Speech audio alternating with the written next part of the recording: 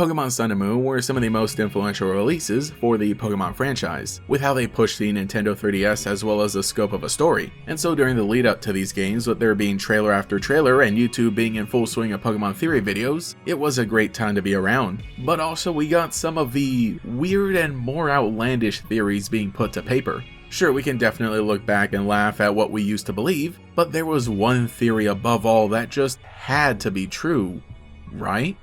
This is the Ultra Beast Human Theory.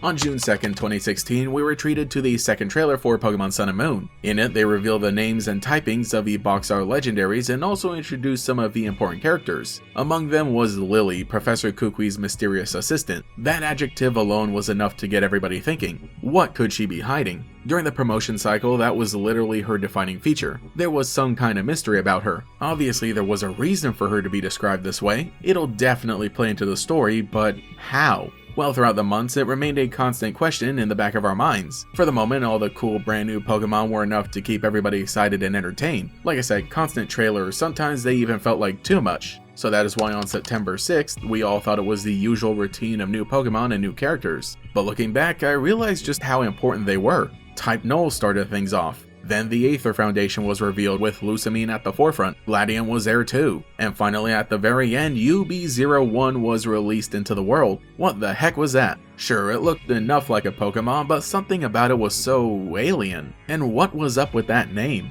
Obviously it stood for Ultra Beast, but why the weird classification? Immediately everyone drew the connection between Lily and UB01. The Ultra Beast looked a lot like a sea jelly, but there were so many deliberate choices to make it look like Lily. This was the true beginning of the Ultra Beast human theory. We know that Lily was described as mysterious, and so was the Ultra Beast. They are clearly meant to be echoes of each other with their designs. Did this mean that Lily was actually an Ultra Beast in disguise? Is that why they're called mysterious threats? Because it can infiltrate our world through portals and then walk among us like humans? Paranoia straight out of a sci-fi movie. Some other theories at the time did place them as separate beings, but still tried to explain their similarities by saying things like the Ultra Beast was mimicking her. But the prior was the most popular, and again, two other important characters, Lusamine and Gladion, were also revealed, who had a pretty obvious relation to Lily. We wouldn't have to wait long for it to pay off because literally a week later on September 14th, a short trailer showing off two more Ultra Beasts was uploaded, and boy they were interesting. Version exclusive Pheromosa and Buzzwole quickly joined the discussion, because Lusamine had a striking resemblance to Pheromosa. The light colors, the shape, even the pose, but that left Buzzwole unaccounted for.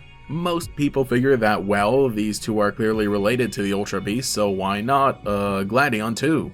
This was a bit of a stretch because there weren't any obvious similarities aside from the colors, but it was close enough to fit the narrative, and that is sort of where things were able to rest for the next month. A lot of pieces adding up with little to contradict, as we didn't have the full game just yet. But on October 18th, we would get a downloadable demo for Pokemon Sun and Moon. A fun time for sure, but if you're familiar with this channel, or of course Pokemon history as a whole, this was one of the biggest leaks the fandom had ever seen. Yes, the demo was only a small portion and was officially released, but Game Freak left Pokedex images of every Pokemon in the file so data miners were able to post them online. A lot of cool insight, but there was a group of weird looking Pokemon that had yet to be revealed. Obviously the missing Ultra Beast, and Necrozma because it was often grouped together with them. By this point, we had also been introduced to various characters in other trailers, so people began matching them to Ultra Beasts they thought fit. One that seemed like a dead ringer was Circuit Chief for Guzma. I mean, that's literally a boy. Others weren't that obvious. This is where fans got a little creative. Some completed speculations I had seen correlated Kartana to Plumeria because of the yellow, Celesteela to Faba because of green, Necrozma to Wick to finish up the Aether Foundation and definitely the biggest stretch, and lastly Guzzlord to Hala, I guess because they're big. To those wearing the hardest of thinking caps, it made total sense. Finally, we figured out who are actually Ultra Beasts, but to the general fandom, it was starting to fall apart. Sure, 3 obvious ones are pretty substantial, though the others were pure copium. There was also the fact that their shiny forms were leaked too, so that gave confirmation that we would be able to catch them, meaning that they couldn't possibly be exactly any named characters or that they were at least taking on the forms of actual people who already existed. No one could really say for sure, but even though there was a pretty compelling argument, it was becoming increasingly clear that it was all just in our heads. During the 1-month period between the demo leak and the release of the full game, there wasn't much else to look out for except official reveals with names and typings, so it wasn't until November 16th that questions were answered.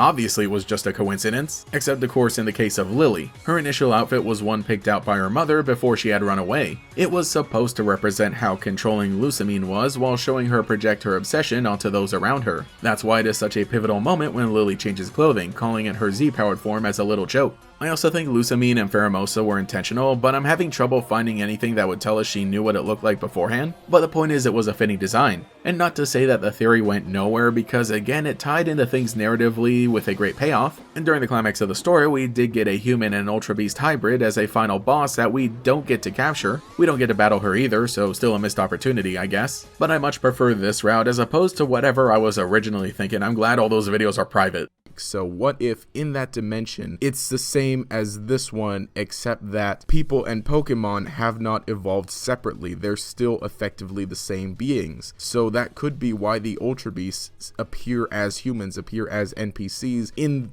Sun and Moon that we know, that we've met. So they come from this dimension and their intent is still very unknown. But in the past we have seen other Pokemon travel through dimensions. Now all of these Pokemon that have done so are legendaries, but that could also be one reason why the Ultra Beasts only, these ones specifically, are coming here. What if these ones come from this dimension where humans and Pokemon are the same thing still, but these ones are the legendaries in their home dimension. They have the ability to travel through dimensions, and so now they're coming here to the Alola region to do something. It's still very unknown what it is. And so that was the story of the Ultra Beast human theory. Well, let me know what you think in the comments below about all this. Do you remember any of these theories, discussions, and videos as they were coming out? Or are you a new fan who missed out on it and maybe for the better? Like I said, I was all in on this and I ended up looking really dumb when the game finally came out, but I honestly wouldn't trade it for the world. This was the era that we as Pokemon fans really came together to share our love and unhinged brainstorming for the franchise's 20th anniversary. I look forward to doing it all again next year for the 30th. Anyway, that's enough reminiscing for now. We've got a lot more Pokemon ahead of us. Thank you to every channel member for your support, including the Great Gators, Shash, Cosmo Zero, Alex with Shiny Hunts, Tyler Hopper, Lockadox, Koi13, Cemetery Hill, Cheez-It62, Gator Kid 509, TF, Mathaclog947, Taijirai, Justin R, Phantom, and Quago. If you would like to support, see your name here, get access to emotes for comments, live streams, sometimes early videos, and our monthly members podcast, you can become a channel member today. You can also follow me on Twitter and Blue Sky as well for more memes. Anyway, this is GatorX, and I'll catch you all later. Pokemon to train, new places to discover, and new legendary Pokemon to battle.